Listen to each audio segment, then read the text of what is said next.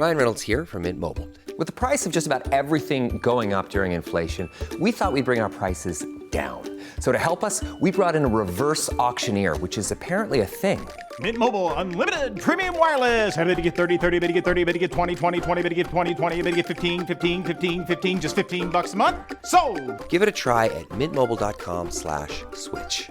$45 up front for 3 months plus taxes and fees. Promo rate for new customers for limited time. Unlimited more than 40 gigabytes per month. Slows full terms at mintmobile.com. Today on CityCast Houston, the opening ceremonies for the Olympics go down tomorrow in Paris. And H-Town is going to be there holding it down with so many athletes and coaches from our area. To learn more about these Houstonians and also just how expensive it is to be an Olympian, I'm bringing on Houston Chronicle sports reporter Danielle Lerner. She's in Paris right now and here to get us ready for the games. And just a heads up, Danielle was joining us from the press room at the Olympics, so you may hear some background noise during the interview. It's Thursday, July 25th. I'm Raheel Ramzanali, and here's what Houston's talking about.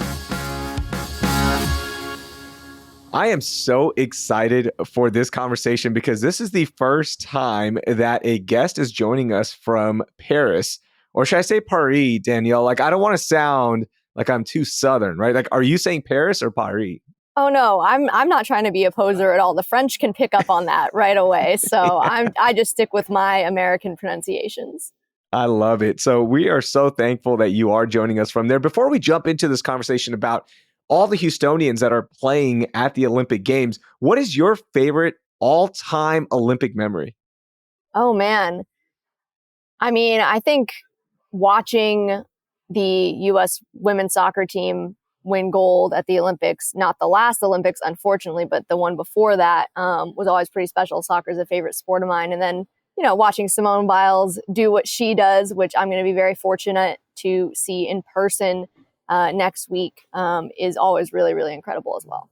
Yeah, so many great moments there, and hopefully more great moments are coming. Now, there are 592 athletes competing for Team USA in the Olympics. So let's start with some Houston athletes, coaches who are competing for Team USA and what we should know about them as the Olympics start tomorrow. Yeah, well, I mean, there's really a ton of them. And that's, of course, if you're counting kind of the Houston area as a whole, which means the Woodlands, Tomball, there's kind of people from all over. So, you know, I already mentioned one that I think everybody knows, that's Simone Biles. She's based out in Spring, which is where the gym that she trains at is. That gym is World Champion Center. It's owned and founded by her parents, Nellie and Ron Biles. And then one of her teammates on Team USA Gymnastics here, Jordan Childs, also trains at World Champion Center. So kind of got two Houston area gymnasts there. But we've also got a break dancer, B-Boy Jeffro, who grew up in the A-Leaf area. On the rugby team, we've got two Houstonians, Kevon Williams, who went to Westbury High School, and then Oren Bitzer, who's from the Woodlands. That we've got a diver from the Woodlands, Cassidy Cook. Like, there's so many people in, I think last time I counted 17 different sports, something like that, for Team USA who have Houston connections. As far as coaches go, for U.S. women's basketball, Joni Taylor is an assistant coach. She's the head women's basketball coach at Texas A&M. And then Royal Ivy, who's an assistant coach for the Houston Rockets, is the head coach of the South Sudan men's basketball team. And they almost pulled a really big upset over Team USA in an exhibition the other night in London. Yes. That I was at. We've also got a fencing coach, Natalie Doster, who coaches at a fencing academy in Houston. And there's even more, but that's just the start. Yeah, those are just some of the big names. Simone Biles is obviously the biggest one, not only from Houston, but I would say on Team USA in general. She is one of those superstars. The hype around her has been unbelievable. I know the last time out during the Olympics, we had a really incredible conversation about mental health and what these athletes go through. And it looks like Simone Biles is now ready to once again showcase everything that she has, you know, in what could be her final Olympic Games. What has the conversation around Simone Biles been like right now in Paris? I mean, I think a lot of people are wondering if competing in another Olympics is going to bring back some of those painful memories from Tokyo. And she has kind of admitted that, yeah, it's hard to not think about that. And I think her coaches and teammates and everybody around USA Gymnastics is very conscious of making sure that they are protecting her mental health and her physical health and safety and of all the athletes. But she has really impacted that conversation, not just in the world of gymnastics, but in every other sports. Athletes from multiple other sports said that they now feel a lot safer talking about their struggles, seeking help in therapy. Just all of that stuff came about because of what Simone did in the conversation that she ignited in Tokyo. Everybody I talk to about the Olympics, they learn about B-Boy Jeffro, the breakdancer from A-Leaf. Such a cool story. Have you had a chance to watch him in action yet? No, so they are having one of their first practices this weekend in Paris. Their competition doesn't start till kind of towards the end of the games in August. I think it's like August 9th and 10th are the breaking competitions. So they're getting started a little bit later, but gonna get a chance to go and see him practice and kind of see what he's about. But, I've known him for a while now. I think I was one of the first people to write about him back in like January of this year. And we had a great virtual event with him at the Chronicle a couple weeks ago. So I think he's someone that a lot of people are excited to watch, and they're excited to learn about the sport of breaking. Yeah, isn't that incredible? Breaking is now an Olympic sport, and it just gives a huge platform to these dancers. I think that competition is going to just captivate everybody. It was the fastest event to sell out of tickets here in Paris. Like it sold out within like 24 hours of them being available. So I think it's going to be packed. And the venue here is at La Concorde. Again, I don't know if I'm pronouncing that correctly, probably not, but it's right in the center of Paris, kind of in like a big public square type area. So I just think it's going to be an amazing atmosphere. Oh, I'm so happy it's like in a public setting. I hope there's some cardboard on the ground too. That would be just like the chef's kiss to all of this to really take it back to the 80s. Apparently, according to Jeffro, that's kind of a myth that they still use cardboard. Yeah. It was like back in the day, that was a thing more for aesthetics and, keeping yourself from getting dirty. But apparently that messes up kind of their playing surface, if you will. So no, for sure. I'm also excited that you brought up one of my favorite University of Texas basketball players, Royale Ivy. He, as you mentioned, coaches now with the Houston Rockets, is coaching South Sudan. They almost pulled off this huge upset. They're going to play Team USA once again. But give me some other people from Houston that are representing different countries, because it really speaks to the vast amount of cultures, countries that are represented here in our city. Yeah, I mean, there's a UH track and field athlete, Louis Hinchcliffe, who is competing for Great Britain here. UH also has a swimmer who's going to be swimming for Costa Rica. There are multiple Houston Dash players who are playing for other countries. Michelle Alozie is repping Nigeria. She played for them in the World Cup last summer as well.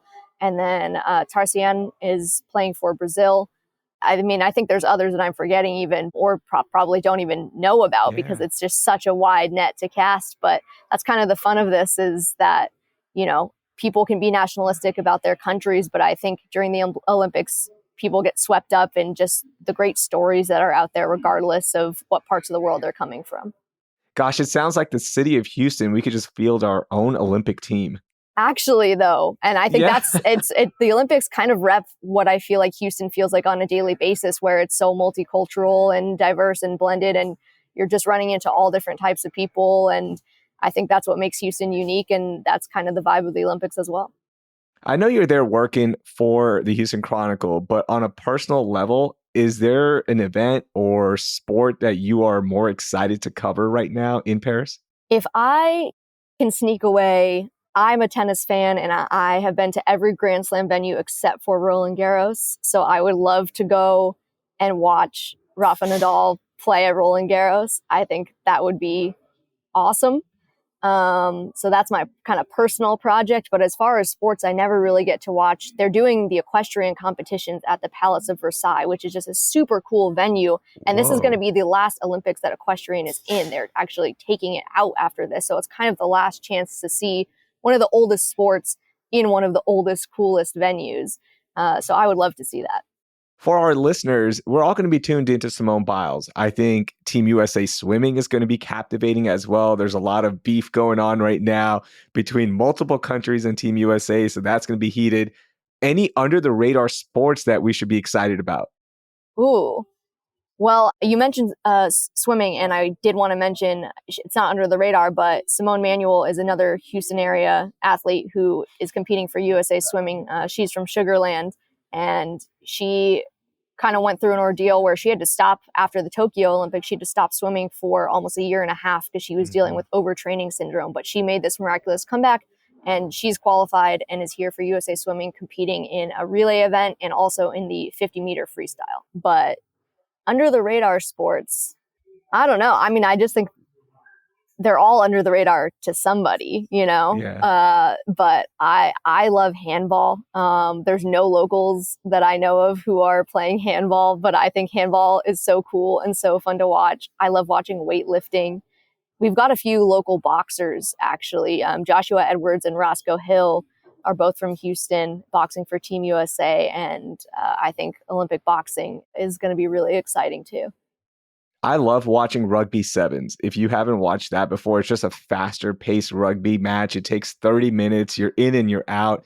And Team USA, we brought up a couple of the athletes from around the area, but Team USA is looking like they're going to be good again this year. Last year, they made a pretty deep run. So that's another one. I love watching rugby sevens because you can finish a game so fast. Yeah, and rugby is actually one of the few sports that is starting their competitions before opening ceremonies. So pool play will have already started by the time you guys are listening to this, and then they'll kind of get into the quarterfinals. So it's kind of a brutal schedule for them, to be honest. They're playing a lot of games in a short period of time, but I do think that'll be really, really exciting. And rugby was the second fastest event to sell out here in Paris. Wow. So, and they're playing at the Stade de France. It's going to be packed. They're expecting, especially for the games that France is playing there, they're expecting it to be packed with like 69,000 people for each game.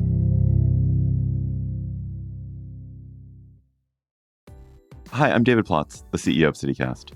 The best way to learn a language is immersion, living where the language is spoken and using it every day. That's how I learned French as a kid. But if that's not in the cards for you this year, you can still learn a language the second best way, and that's with Babbel. I live in a city with a huge immigrant population. You probably do too. And in my hometown, a lot of my new neighbors speak Spanish as a first language, and we have lots of great Mexican and Central American and South American restaurants and stores. I wanted to be able to communicate just a little bit better with some of my neighbors. So I started with Babbel, the science-backed language learning app that actually works. And after just a few extremely enjoyable weeks learning Spanish with Babbel, I've already gotten comfortable ordering at a restaurant and eavesdropping on my girlfriend's conversations with her mom. Look, learning a language isn't always easy, but with Babbel it is fun and it feels useful, basically immediately. That's why Babbel has over 16 million subscriptions sold. Plus, all of Babbel's 14 award-winning language courses are backed by their 20-day money-back guarantee. Here's a special limited-time deal for CityCast listeners. Right now, get up to 60% off your Babbel subscription, but only for our listeners at babbel.com/citycast. Get up to 60% off at babbel.com/citycast. Spelled BABBEL.com/citycast. Rules and restrictions may apply.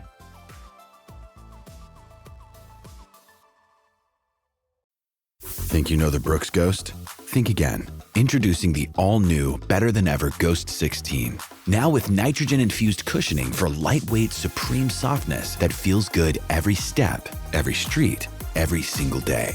So go ahead, take your daily joyride in the all-new nitrogen-infused Ghost 16. It'll turn your everyday miles into everyday endorphins. Let's run there. Head to brooksrunning.com to learn more.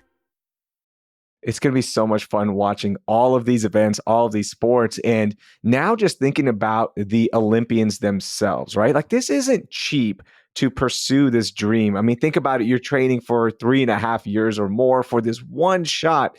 And you wrote this great story in the Houston Chronicle about just how expensive it is. I know it varies by sport, but can you paint us a picture of just how much does it cost for these athletes per year to train to chase their dream? The cost itself, like what they're paying out of pocket, is essentially anywhere from $10,000 to $100,000. It really depends on the sport. But the bottom line is that they're not making a livable wage while they're training for this. There was a congressional report that came out at the beginning of 2024 that surveyed a bunch of athletes, and more than a quarter of them said that their income each year was less than $15,000. Wow. So that's just showing you that, I think we see the brightest of the bright stars at the Olympics, like Simone Biles or Katie Ledecky, and we think like, oh, wow, well, they're obviously doing well for themselves and they have all these sponsorships. They are outliers in that situation, especially in the individual sports. You look at the more niche disciplines like fencing, cycling, wrestling. Those athletes don't get big sponsorships like that. If they do, often their sponsors are providing them gear and they're helping pay for their travel, but they're not necessarily paying them a big paycheck or a salary. And then the national governing bodies that oversee the sports, it really varies from a sport basis how much money they're able to give to their athletes. And it's usually not something that's guaranteed. These athletes have to hit certain performance benchmarks or maintain certain rankings in order to get even a few $100s a month in a stipend. So it's a very nerve-wracking way to live and train. It's very stressful, and that's on top of, just the rigors of the training that you're putting your body through.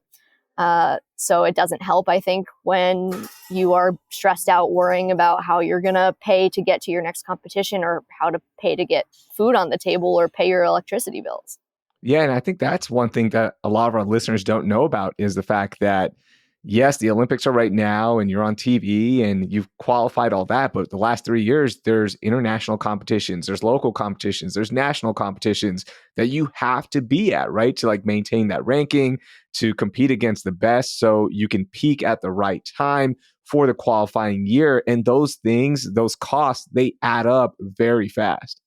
Yeah, they do. And there are some athletes who ultimately choose to end their Olympic careers and Olympic pursuits because they just can't handle that anymore. Even the ones who are extremely successful.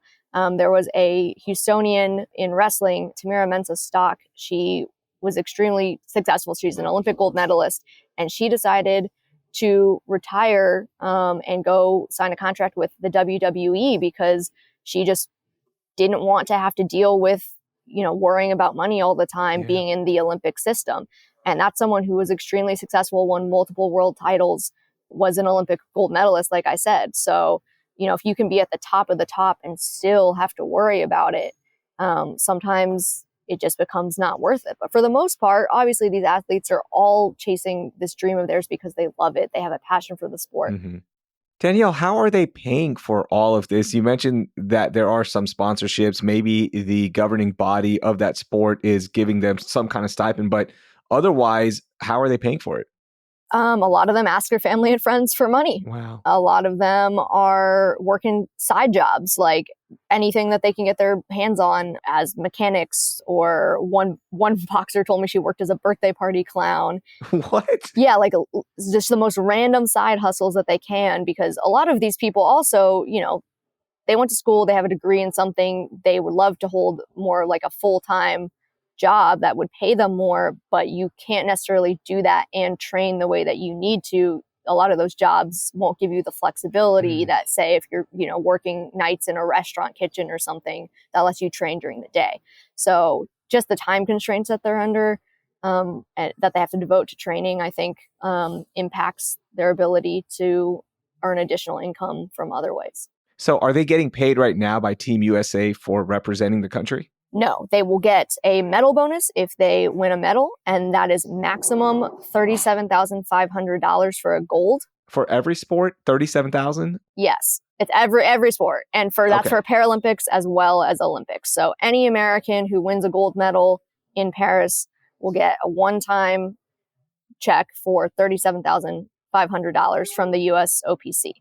It is less than that for a silver. It is less than that for a bronze, and then once that money gets to you, you're probably using it to back pay all these bills and expenses that you've accumulated in order to even get to the Olympics. So it's really not that much money. But yeah, there's no payment for just your time spent being here in Paris or leading up to it. Oh my gosh. I mean, talk about pressure and stress, because that is wild. Now, is there travel, lodging, food, all of that taken care of while they're in Paris? Yeah, while they're in Paris, they're not having to incur any additional expenses. Okay. Once you qualify for an Olympics, it's pretty much like, all right, we've got you, we're taking care of you. But I will say that this is a pretty unique problem to America, because most other countries actually have their federal governments fund their Olympians and Paralympians. So it is up to each country to kind of decide if they want to do that or not. The United States government does not do that. The USOPC, which is the U.S. Olympic and Paralympic Committee, they are not government funded. They are a nonprofit organization. They get all of their money from private donations and fundraising.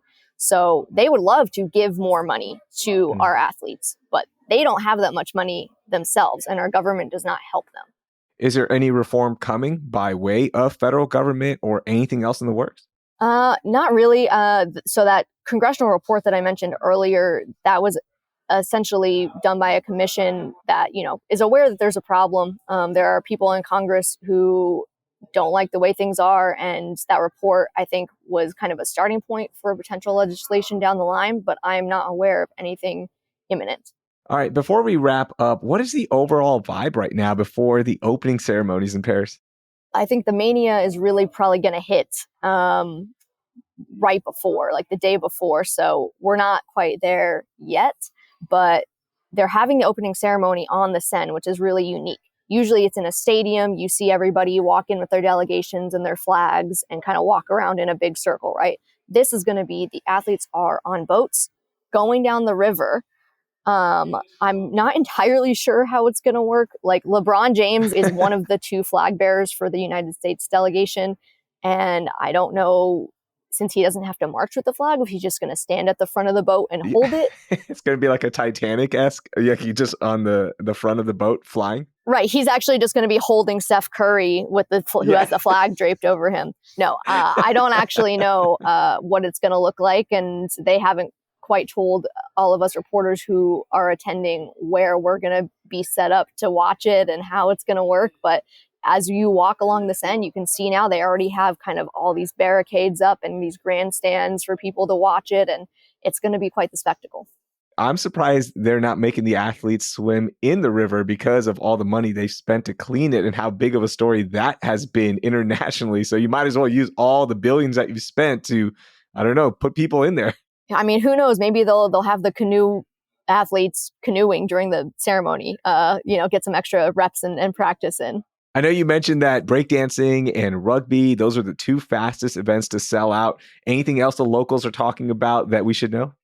I mean, I think people here are just kind of soaking up the vibes. A lot of the locals, though, have left. They didn't want to deal with the crowds. Really? With a lot of the people that I spoke to who live here said, like, oh, we're getting out of town for this. The people who could get tickets to events, I think, stayed, but I think those were a little bit expensive and hard to get. So if you don't have tickets, you got out of town so you could avoid all the mess. But I don't know. I think people are really excited for, in addition to breaking, which is making its Olympic debut, there are a couple other new sports.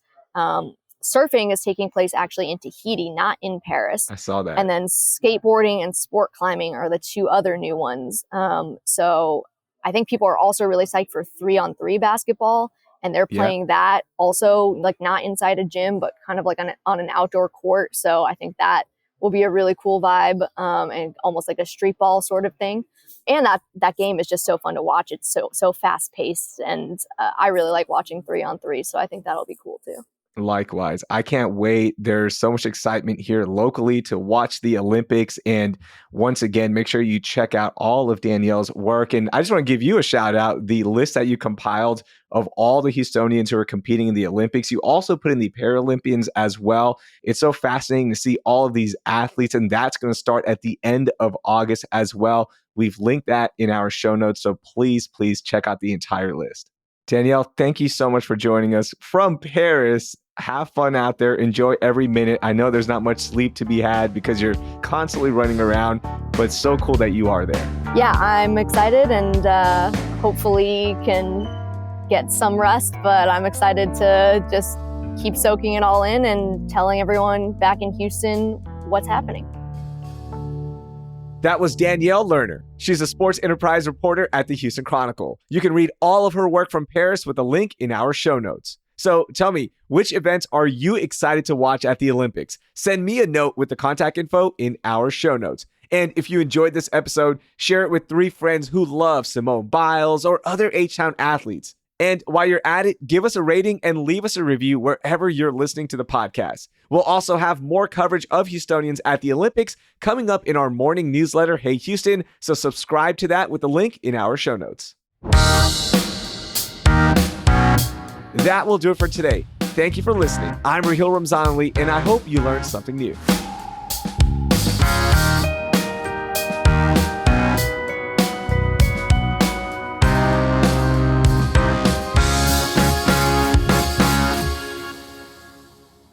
My vibe right now is both overly and under caffeinated, if that's possible.